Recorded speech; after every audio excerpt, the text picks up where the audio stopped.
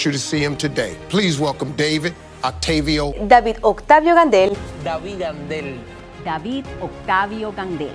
David Gandell. David Octavio Gandell. David Octavio Gandell. David Octavio Gandell. Cancer came into my life to distract me. Cancer came into my life to destroy me. And cancer came into my life to stop me from my dreams. So I want you to think about those three things: distraction, destroy, and for me not to ever dream again if my life was over. What in your life can you equate to that? What in your life defines that?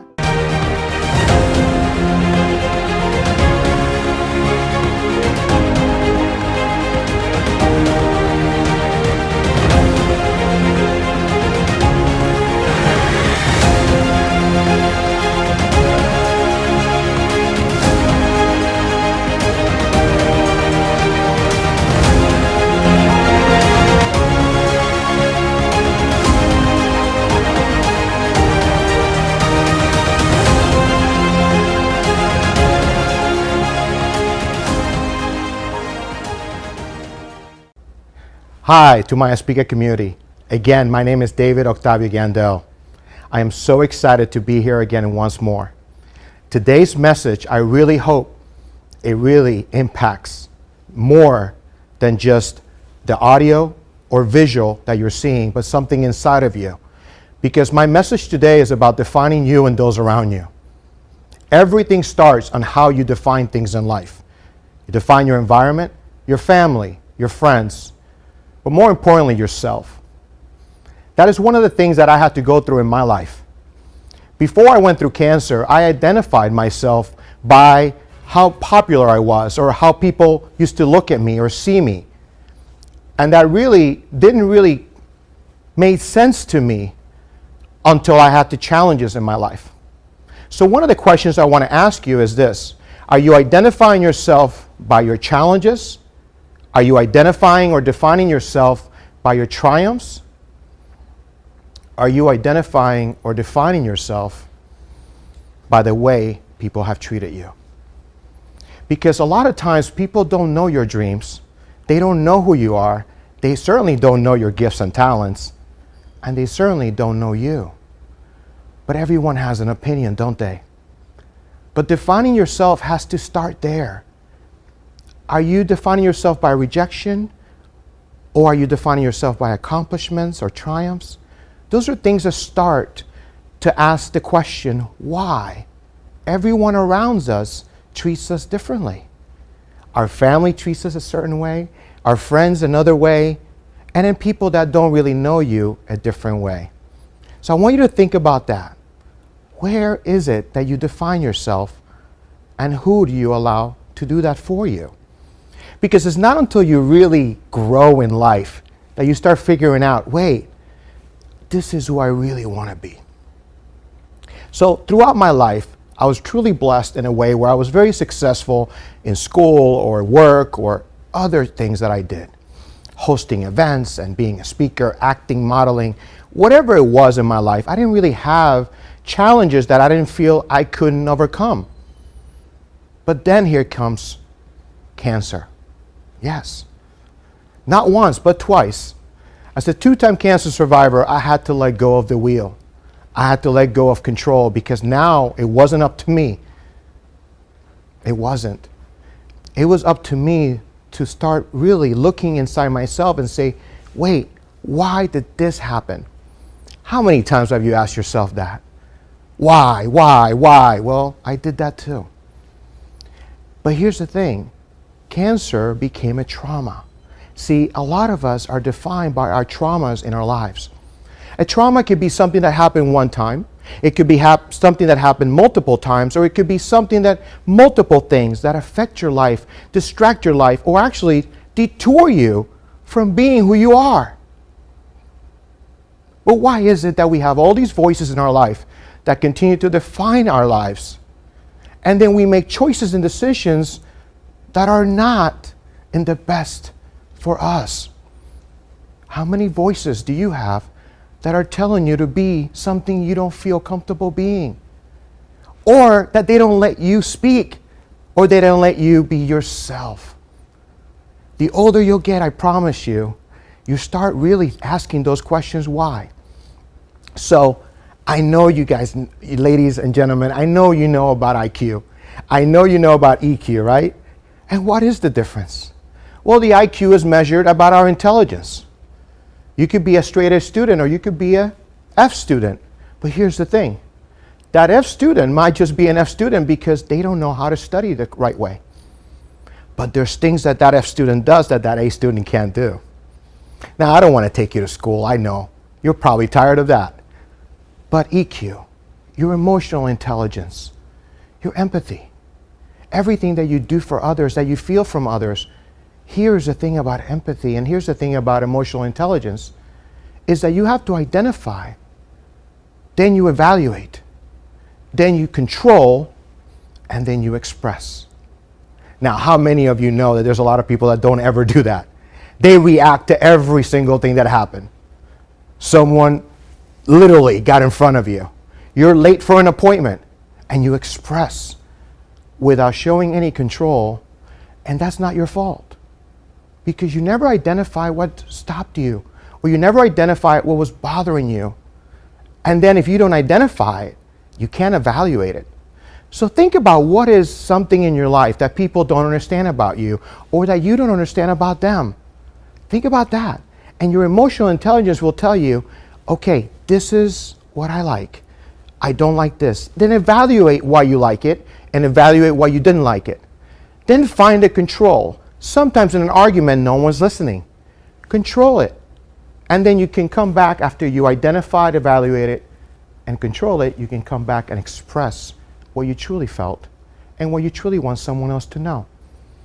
See, when I went through cancer and I went through 98 chemotherapies and a 12-hour surgery, was really tough because I was identifying everything in my life as cancer. I was thinking that cancer was going to be the rest of my life. And after I survived, it wasn't. God had me go speak to children and kids at school. God had me speak into women's lives. God had me He put me in so many different atmospheres and platforms where I was able to, yes, share my story, but more importantly, use my gifts and talents to share with them so they can also start learning about defining themselves. Now, past defining yourself and the people around you, you also have to define the words. A lot of terms that people use that we don't feel are for us, or they think of us in a specific way, and that's not the facts. Have you ever felt like you're sharing something with someone and they just don't know what you're trying to say? They're not able to actually, it's almost like miscommunication. And those miscommunications can cause trouble in the future. Because if people don't understand you, they treat you a certain way. So you have to learn about those things. Defining yourself, defining the people around you, and defining words, and also your environment. Everything, it's about why. It's okay to ask why. I remember having this discussion with my parents, and they said, when did I start asking why?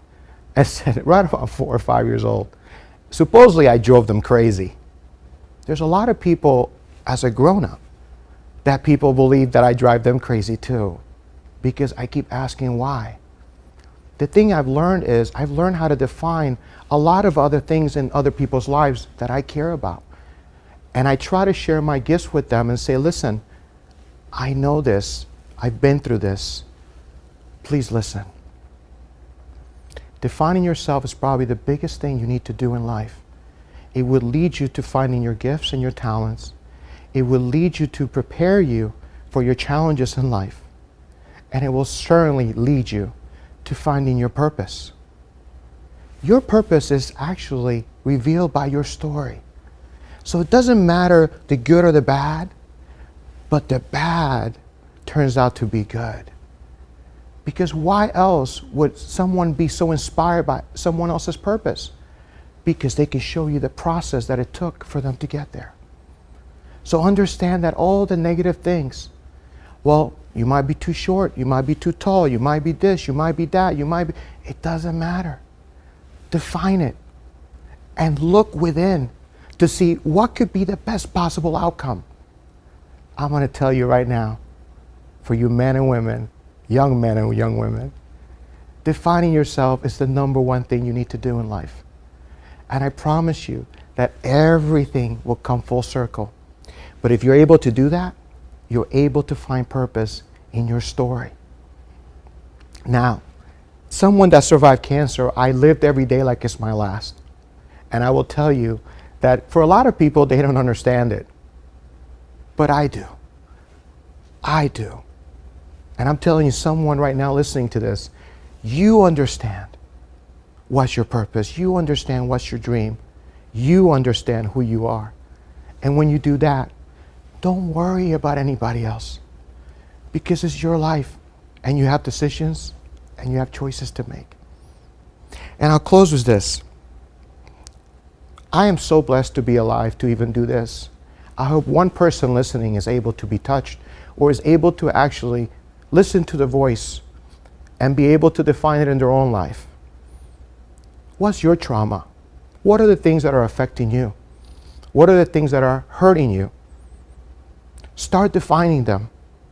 Start identifying them and start to really evaluate them and learn how to control those emotions in order to express them in a way where others will listen to you. Thank you for this opportunity. I am so blessed to be part of the Speaker community and be able to share these messages with you. And today I'll leave you with my last message. Find hope, have faith, and live every day with purpose. What does that mean? Well, we find hope in other people's stories. You have a story too, and I can't wait to hear it. We have faith because we actually strengthen our faith through our story, through our process. And then we live with purpose when we find our lives, our defining moments, and we're able to turn that into something positive. And I tell you, your story will be a miracle in someone's life today. Your story. So again, I can't wait to hear it. My name is David Octavio Gandell.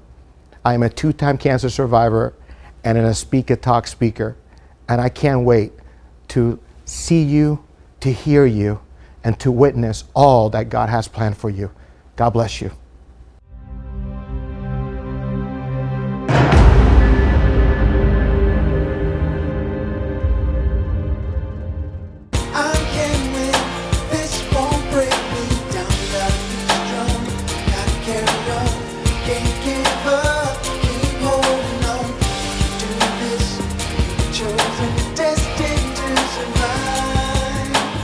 David Octavio Gandell. So we met through the Toastmasters organization, the public speaking forum, and that's how we became friends, just like that.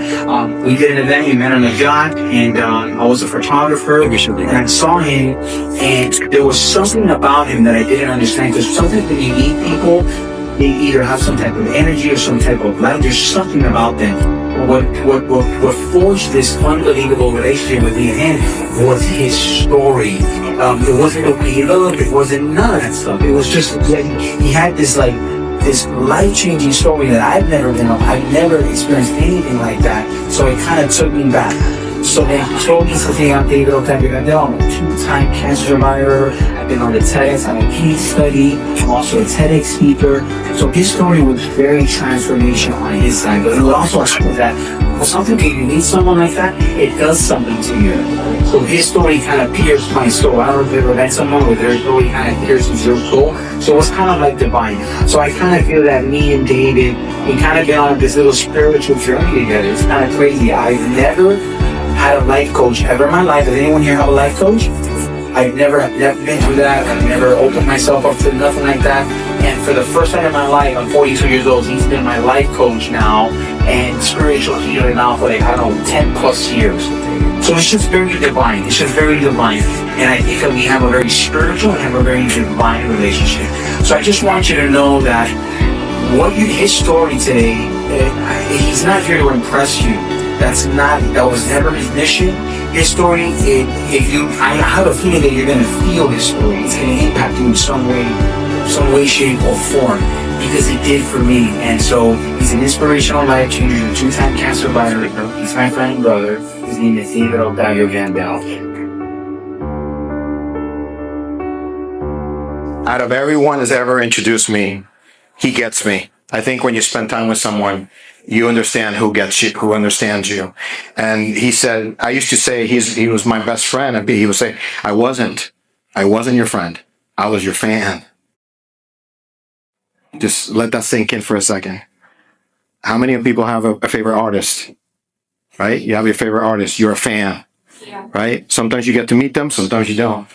Sometimes you get to meet your heroes, sometimes you don't. So he was telling me I became a fan. I was serving all these people that I didn't want to serve, and then I wanted to serve you because you were actually doing something with a purpose. So at that moment, he became a fan, then he became my friend. Now he became a business partner.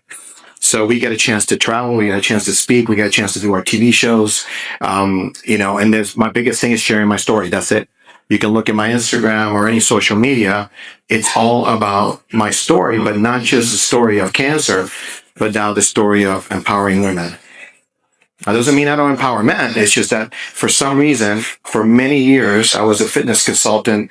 I was a business consultant running health clubs. So I ran 11 Ghost Gyms. I was the partner of Ghost Gym South Beach. That was my last baby because God had a different plan for me. And before that, I opened 20 studios, like trainers like Rena or somebody.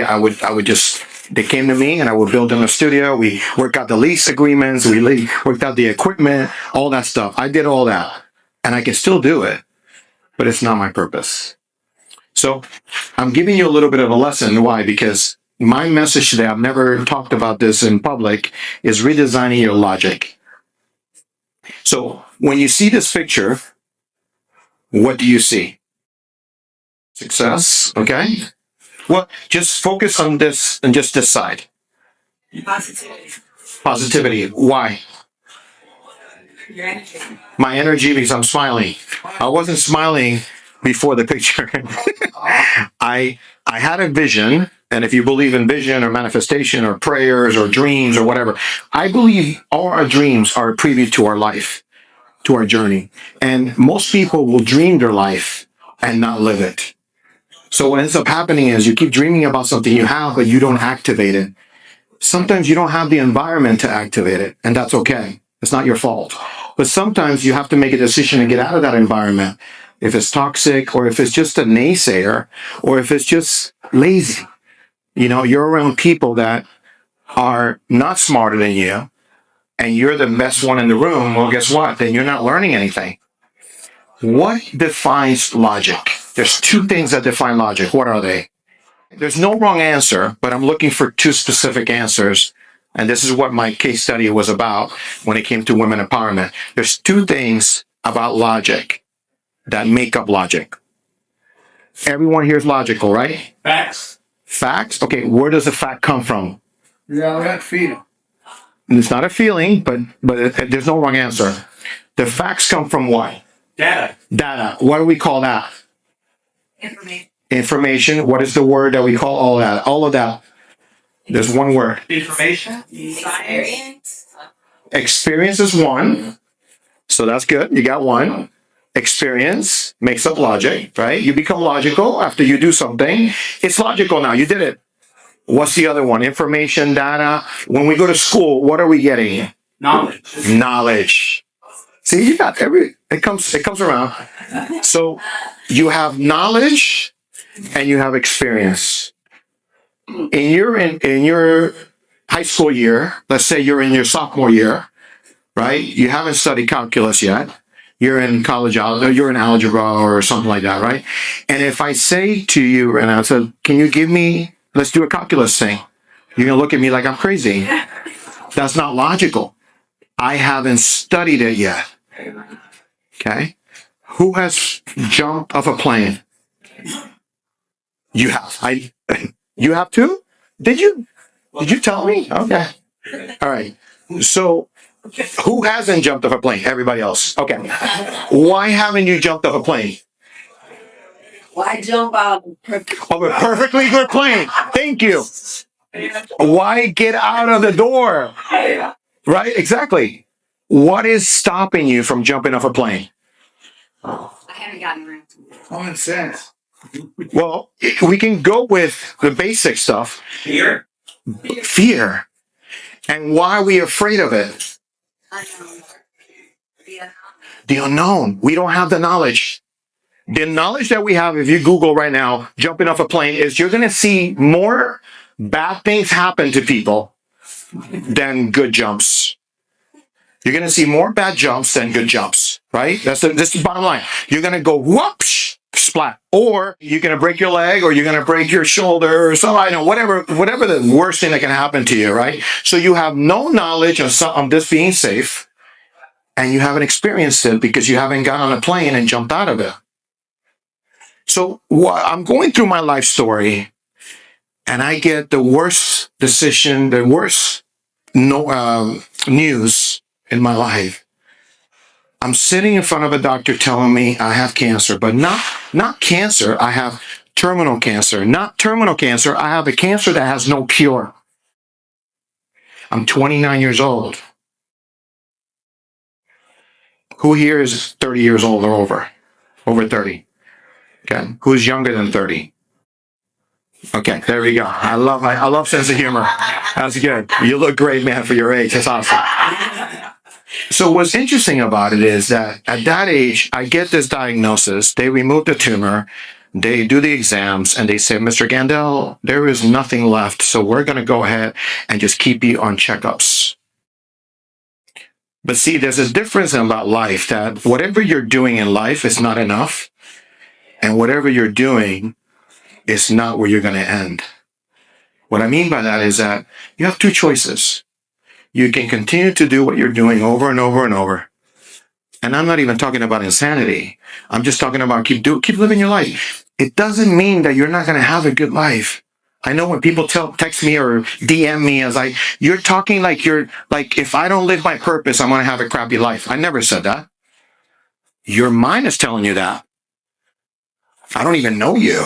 I don't even know what you do. You're just texting me because you heard my message, and I appreciate that you send me a message, but you have no knowledge of who I am, and you have no knowledge why I speak the way I do, and you have no knowledge or experience with me. So you're telling me what your logic is telling you. Logic is based on everything in life. So whatever you know now, you know, and you're good at it. You studied it, you experienced it. But how come is it that we're not in fifth grade anymore? We're not in high school anymore. We're not in college anymore. We're not even in our first job career. What happened? Because logically, we shouldn't even have gotten this far. Right? When you were in high school, what were you thinking about? Getting out. Getting out. Okay. But the logic was what? We graduate and we go get a job. Right? That's most people, right? I graduate, I either go to college or I go get a job. You got two options, right? At least was my options. But logically to me is like, if whatever I'm going to do, I know that I'm going to expand my logic. So 29 years old, get diagnosed, terminal cancer, 2 years. So I believe we all have a purpose. I believe that some are chosen, some are called, few are chosen, and even fewer will live their purpose. There's only one Oprah Winfrey.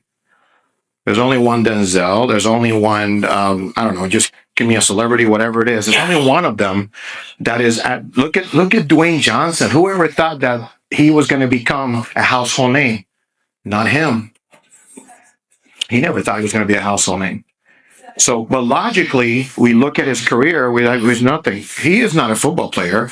He is not an actor. He's a global entity, to the point that companies, billion-dollar companies, are now saying, hey, you're a partner because anything you touch turns to gold.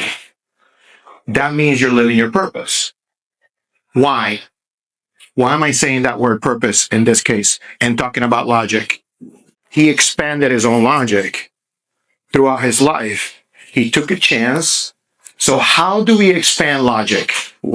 Think about it. Knowledge and experience. What do we have to do for our logic of a high school kid or a college kid or anything like that to be expanded to say, I'm going to be a CEO. I'm going to be a TEDx speaker. I'm going to survive cancer. Sure, you can manifest it. Expand your vessel. How do you expand your vessel? Work. Effort, which means what? From dirt. More experience. Little work from experience. Correct. But then you have to get more knowledge. If you stop studying in college, I am so sorry for you. Seriously. And I know people want to talk about AI or whatever. You better study it. I don't care if you do it or not, but you better study it so you can understand where the world is going. Because if you don't understand it and you don't gather the knowledge, you're never going to expand your own logic. You're going to stay stuck. Right? Who makes phone calls anymore? Selling. Right? Who makes phone calls? Nobody. Now is a funnel, emails, texting, right? Who gets a phone call? Nobody. I get a phone call. Yeah, but usually it's collections. No, I'm kidding. It's a joke. I have to bring humor. There's a little bit of levity. Okay. That's collection. No, but I'm kidding. But at the end of the day, here's the bottom line. So what do you have to do to expand your logic? New experiences. So if I say jump off a plane tomorrow and someone's paying for it, take a shot. We're all going to die anyway. I mean, I'll tell you this. I thought I was invincible before the age of 29. Now I'm invincible. And what I mean by that is that if I pass, I'm good. My story's already been told tenfold. And thousands of women that I've trained in the gym and hundreds of women that I've coached in life coaching and all these fitness shows and fashion shows. As soon as David Octavio Gandell is on Instagram, he died or something happened to him, what's going to happen? Everybody's going to share. They're going to share this interview. They're going to share my TED Talks. They're going to share photos with me. I was lucky enough to, after surviving the second battle, to have women come to me and tell me how I changed their life as a trainer, as a friend. I felt like I went to my funeral. Most of us will never have that experience. So to me, like this moment right here, I'm grateful for. Because I might not be your coach. I might not be your mentor. I might not even be your friend. I might just be someone just jumping by. But if you can connect with part of my story and you start changing your life a little bit, I did my job. At least I was here for a purpose today, more than just hosting or more than whatever. So one is experience. What's the other part? We get more what? Knowledge. So we educate ourselves in other things until you find your God-given purpose. What does that mean to you? Anybody want to take a shot? When I want to do something that I want to work at something that doesn't feel like working, right? You do it just because, Gary's been around with me for a long time, and yeah, he says I'm his life coach, and he says all this stuff, and he's got a phenomenal story himself. But what's interesting about that relationship is that because of someone like him, I was able to expand even more experiences because you have that Batman and Robin thing going on where he can call me and I can be Robin one day and then he can be Robin. And that to me is precious because we all need support. When someone says, I did it by myself, no way. Let's go through your story. And as soon as I go through your story, somebody opened up a door, somebody opened up a window, someone pushed you into something, or somebody hurt you to the point that they pushed you into another lane. So even that person gets thankful when they win the Oscars and they say, I want to thank the... So redesigning your logic is looking at what is important to you, what you're passionate about. Go back to your childhood and look at your gifts and your talents. All that is attached to what you're supposed to do. I dreamt I was going to inspire millions. I had a vision of inspiring millions. I was 12 years old. I told my mom in Puerto Rico, and you know what she said? Sure. Sure, you're going to inspire millions, whatever. Here's what happened when it came to logic. Because I believed that I was going to inspire millions, every single thing that I did from that day on I make a joke. I put my whole ass into it. Like I don't do anything half-ass. So it's like everything that I did. So if I started playing basketball, I was the last person to leave. If I started playing baseball, I was the person that was there at the beginning, picking up the balls and letting everybody know, hey, I'm here to help you too. Like I'm not the only one here. When I ran track, I ran cross country, not just the sprinters. I ran with the cross country because the cross country team was the smallest team. You know that, right? There was only like 6 or 7 of them running around for 3 miles a day. So I ran with them. And I experienced thing that if I can run with these people, I can run faster in the shorter race because I can outlast the people that are thinking that in the second lap I'm going to come around. No, I'm going to sprint the first half. You're going to have to try to catch me. I didn't know that at the time. I was just doing it because I was just thinking, hey, this is cool. I'm making new friends. So everything happened that way. I started modeling. Maybe this is how I'm going to inspire millions. I started acting. This is how I'm going to inspire millions. I was in debate. I wanted to win in debate. I was good at debate. Not maybe on the facts, but maybe the emotional part. I had somebody else do the facts, and then I took the emotional part of it. But I didn't know this was going to be my life. I remember the first time I spoke at a church. My parents knew it. My friend knew it. I didn't know that. I never saw myself doing that. That was not something. I do women's conferences. I'm a man. I'm sorry. Am I not supposed to do that? Not really. When someone calls you up and tells you you're going to be speaking at a sexual abuse, domestic violence conference, and you're a man in front of 500 women, how do you feel? Men in this room don't know how that feels. But most women in this room have been to something like it, women empowerment, something. You don't really see a man up there. My logic was completely redefined because of that. So this is a second battle. They gave me 3 days to live. They put me on morphine to die. And then I get a call from one doctor in Miami, says, hey, bring him to Jackson Memorial. We're going to try something. I meet him at 2:00 in the morning. He says to me, I'm not here to give you hope. So don't look at me for hope. We have something we want to try on you. What does that mean? Guinea pig. Come on. I love it. Guinea pig.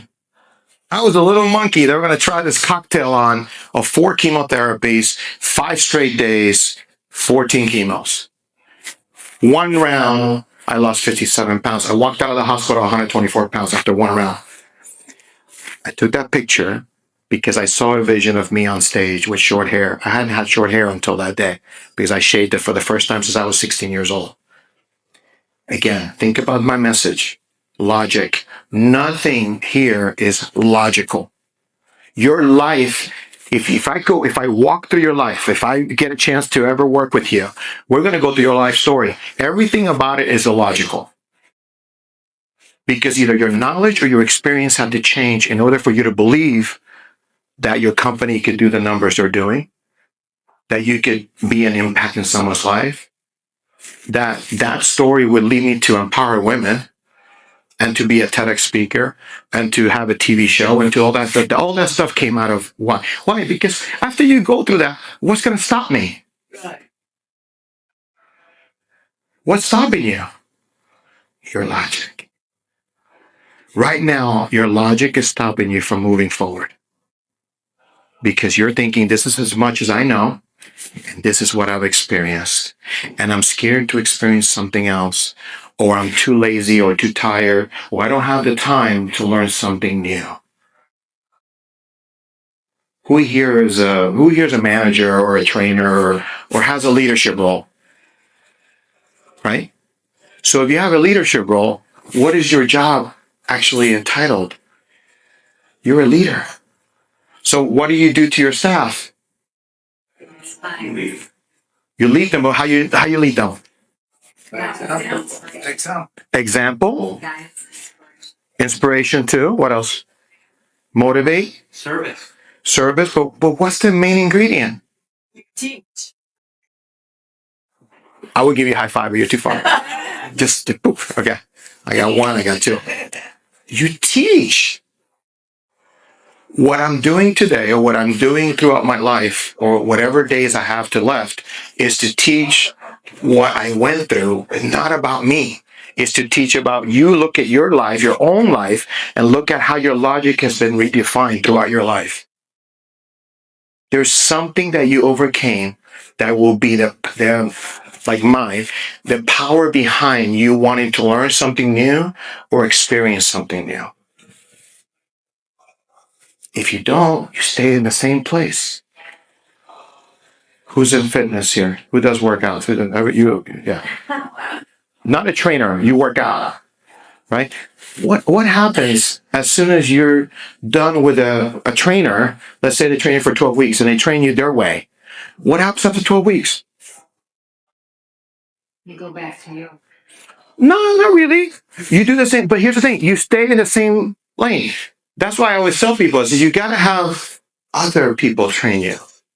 I'm not like I'm not that jealous. It's like if somebody was like, David, I learned everything from you. I want to try something new. Go for it. Our time may be over. They come back though. But what's funny is you learn something new. Experience, knowledge. The day that I figure that out, go. And then they come back. Or people from other trainers say, you know what? I want to try David for a minute. And that was redefining logic. So what do you think right now is really the main attribute for you not to gather more knowledge or try new experience? Anybody want to share? Ego. Ego is one of them. Why is the ego so important? I didn't. Okay, you can identify through who you are, right? But then you haven't gotten any new experience. Fear. What are we afraid of? If you don't mind sharing. Yourself.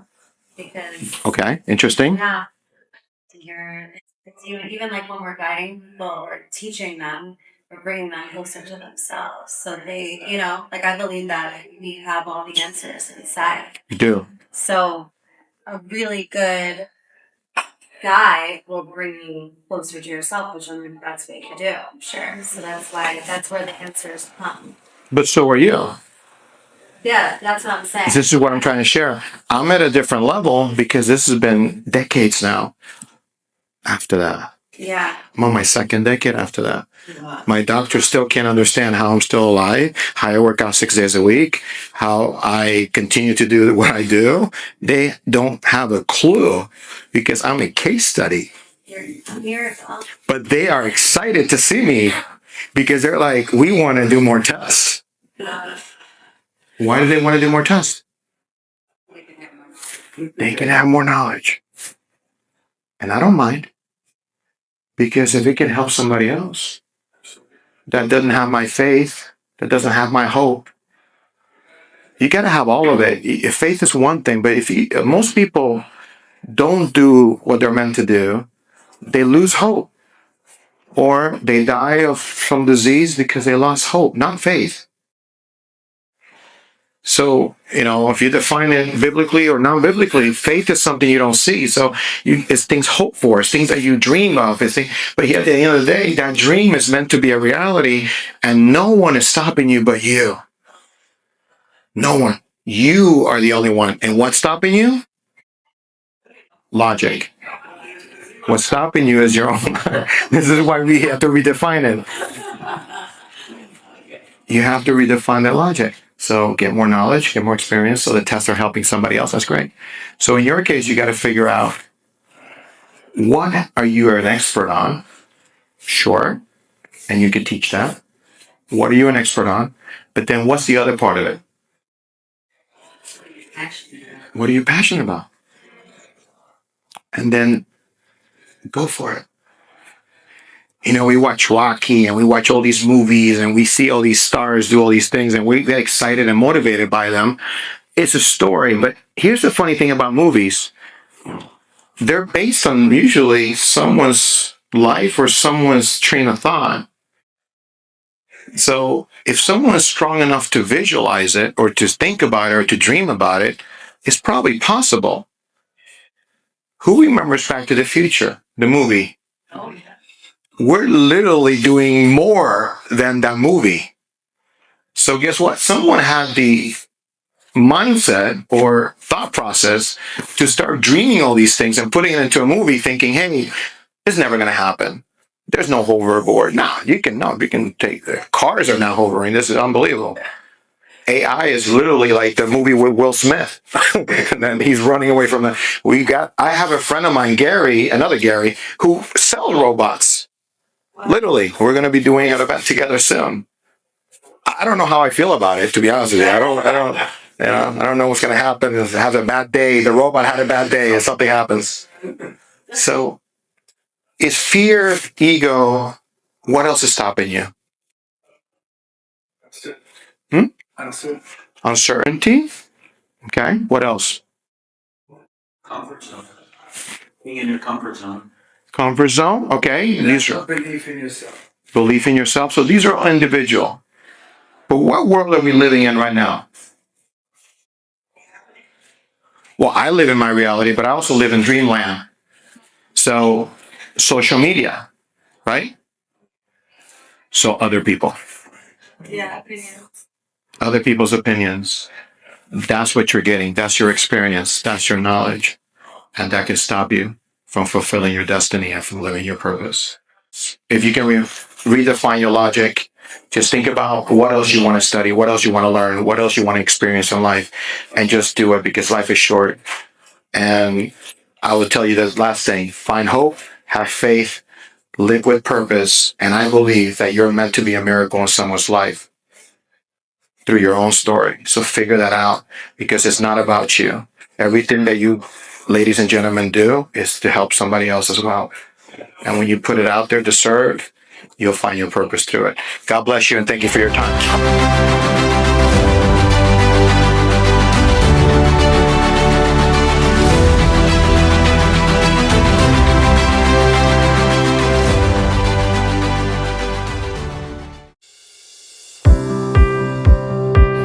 So, leveling up. When you think of leveling up, what do you think about?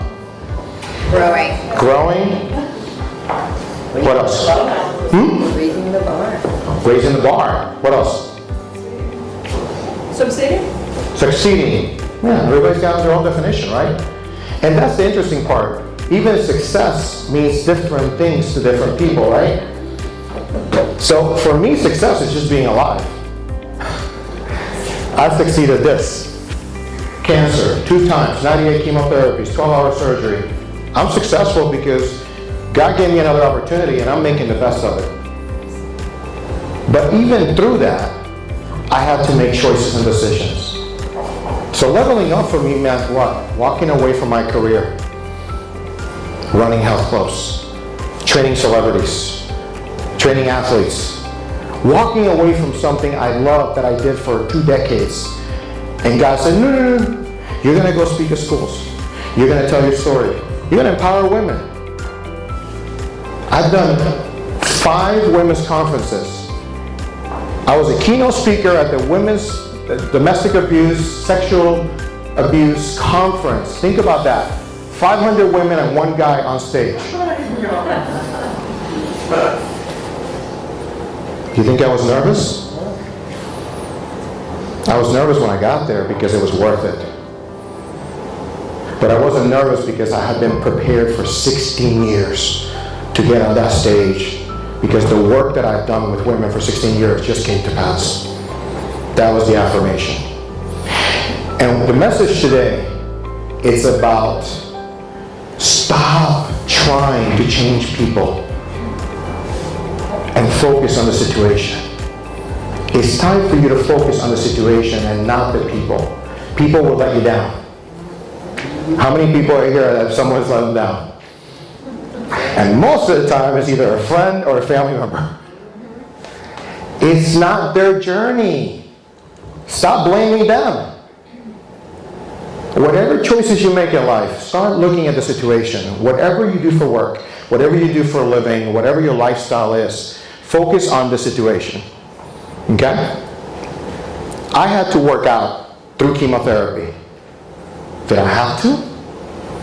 Did I have to? No, I could have laid in bed. I could have just done the chemo and do whatever, but no. I had a little voice say, okay, the doctors are doing their part, everyone else is doing their part. What are you doing, David? So I'm asking you, what are you doing that you're meant to do, but you're not stepping out on faith, or you're not leveling up, or you're not taking a risk in life? What is the risk that I took by going to the gym and working out through chemotherapy? Anyone? My health? Well, I'm dying of chemo. I'm dying of cancer. Your success of your health. Okay. And your immune system. My immune system is nothing. So I'm literally telling my doctor, I'm going to the gym. And what do you think he said? You're crazy. You're crazy, but what are his exact words from a doctor? You can't do that. You can't do that. Why not? Because your immune system can't support. Give me his, I'm looking for his specific words. Because your immune system is compromised. Okay? Well, his exact words were what? You're going to die. Have you ever been told that in your life? Have any of you have gone through anything in your health? Or seen a family member? We've seen a family member die, right? All of us have gone through a funeral somewhere in our lives, even if you're 20 years old. So imagine a doctor saying, what are you doing? You already have cancer. That's what I said. I already have terminal cancer. I'm already getting chemo. So why can't I go to the gym and do something that I know I can control? Because I couldn't control anything else in my life. Right. So the situation was now in my control. People were not in my control. I can't control the doctor. I can't control my friends. I can't control my family. I can't control anybody. But I can control at least that. If I'm dying, I'm going to die my way. Isn't it your life? Yeah. So why is it that we allow other people to make choices for you? Why? How many of you have gotten advice from somebody that you know is not the right advice, but you took it? Come on, raise your hand. That's it? How many of you go to others to make choices and decisions in your life? Really? I still don't have the whole room? So you're telling me there's someone in this room that's never asked anybody for advice? No, I've asked for advice. So it's just how I phrase the question. We all have. And if it comes to health, we go to a doctor. If it comes to divorce, you go to any attorneys in the house. If it goes to living benefits or whatever, you go to people that are in that business that can literally guide you through it, right? You need a loan, you go to a bank. Right? There's special people and experts, and all of you are expert in something in this room. But you've allowed other voices to detour you from what you feel, or what you've been praying about, or what you've been prepared. Who said, who was a gentleman right here that was, okay, he's not here. He trained all day. He said he didn't work. That's preparation. Right? So one of the two things that I talked about, if you went through the description, is about recognizing and results. Okay? If you go into your own business, what are you looking for? Results. Results. Every single day that I went to the gym, I had the owner of the gym, who happens to be here, call me and said, Dave, how we set up for the day? Every business is based on results. Yes or no? Yes. Normally, results are gauged in what? Money. So if you're an investor, if you're a realtor, or you're someone that's selling houses or whatever, you're looking at the bottom line, aren't you? Paulina said, I put the house in this market in faith. My husband logically said no. And she said she lost how much? 20,000. 20,000. Yeah. Just change. Right? You have that in your, don't you have that in your cup holder? In your car? It's like 20 grand just laying around. I promise you at the time, she didn't act the way she did today. Because now she owns her story. But at that time, she's probably freaking out. And she has a baby on the way. You feel me? But part of results are what? An outcome. You have to recognize first the choices that you're making and the people that you're counting on to make those choices. And recognition means saying thank you. Saying no thank you. How many of you know how to say no? We all do it. Yeah. Yeah? Really? You're learning.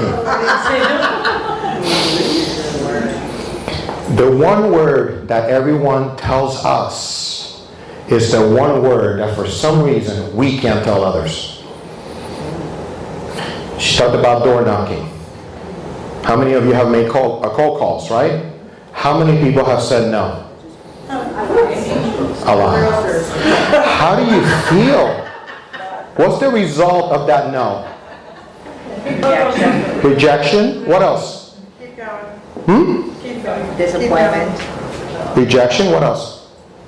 What is the result of those no's? Getting you closer to a yes. Well, that's if you do the work.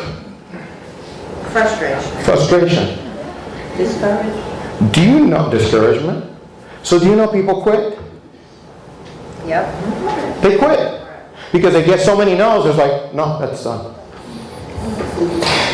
What's interesting about my story, and I go a little bit back, I was 16 years old when I started modeling. Best thing I ever did. You know why? Because I got told no weekly.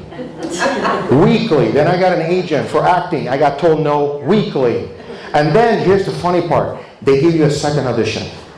No, David. They give you a third audition. Oh, they're calling you back for a fourth audition. I'm thinking I got the job. And you know what they say? Oh, we gave it to somebody else. So they get me up higher. And then they're like, woof, let's drop you. It's like the Tower of Terror at Hollywood Studios. You know, it goes up, down, and it goes really up, and it drops you again. So then when I got into sales in the gym business, I was a trainer first. And I get into training, and I was the only trainer that was able to sell. None of the trainers in the gym were able to sell. Why do you think it was that? Because you were an actor. Because I was getting rejected every day. So if you're going to reject me, I'm like, okay, I got such a thick skin now, it's not going to matter. But I knew I was a good trainer, and then I started selling memberships. And then at 22 years old, when I graduated from USF, I get the owner of the gym to tell me, David, you're not leaving anywhere. I said, oh, yes, I am. You can't afford me because I have 3 offers from the 3 internships that I did in college. And at that time, it was over 6 figures. I'm like, you cannot afford me. When Dale Carnegie, Arthur Anderson, and Ernst & Young offer me a job right now to travel with them as a consultant, you cannot afford me. He goes, oh, yes, I can. Well, I don't want to be here. I can make more money. No, you're not leaving me. And then he gave me a golden platter.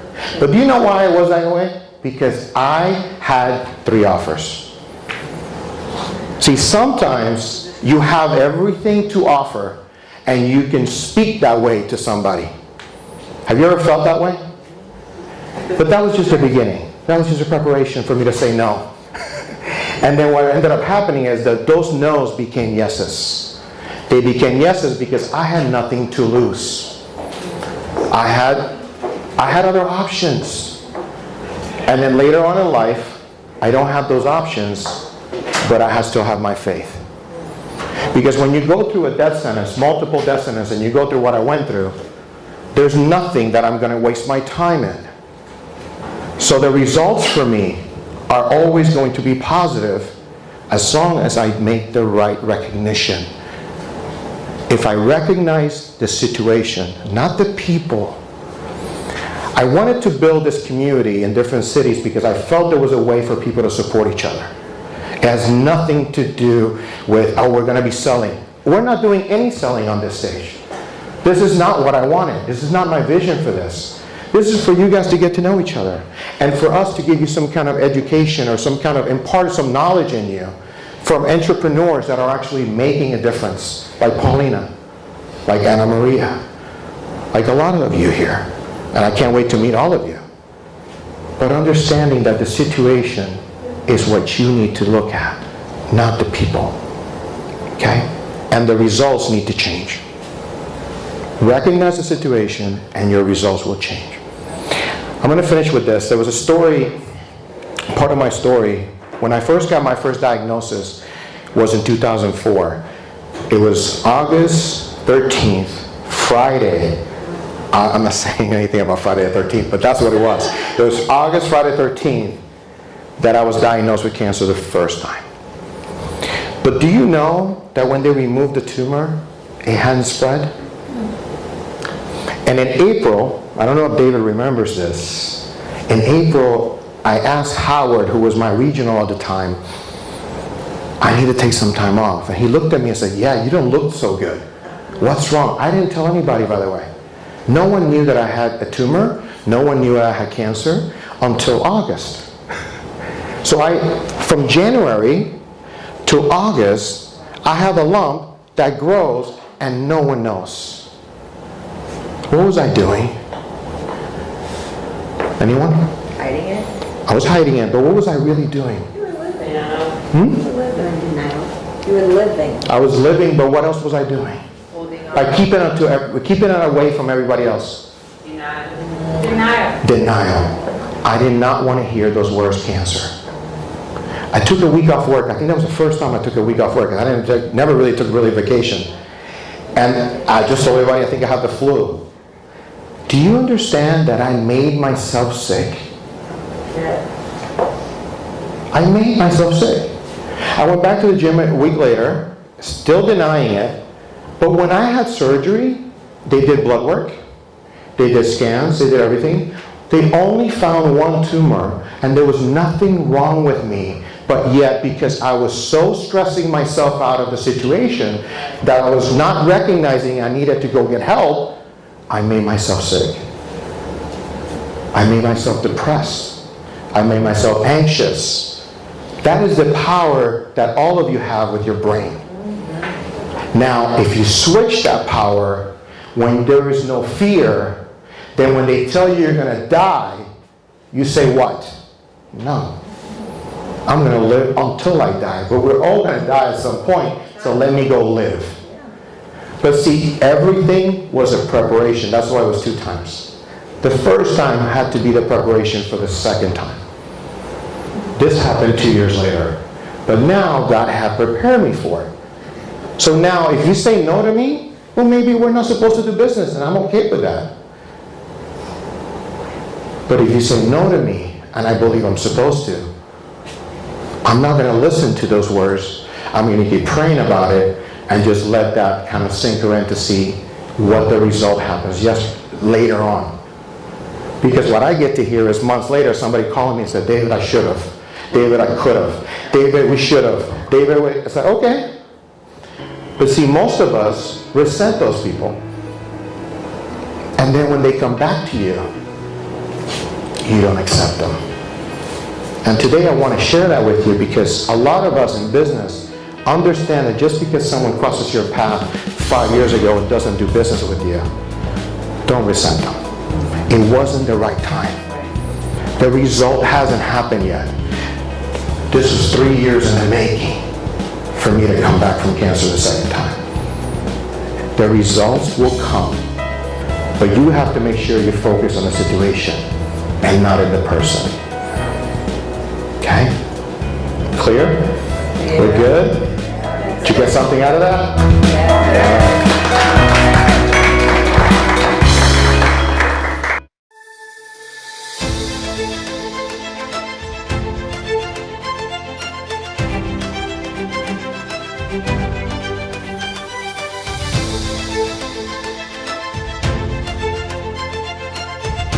Cancer came into my life to distract me. Cancer came into my life to destroy me. And cancer came into my life to stop me from my dreams. What in your life can you equate to that? What in your life defines that? Can you define something in your life? I want you to see him today. Please welcome David Octavio. David Octavio Gandell. David Gandell. David Octavio Gandell. David Gandell. David Octavio Gandell. David Octavio Gandell. David Octavio Gandell.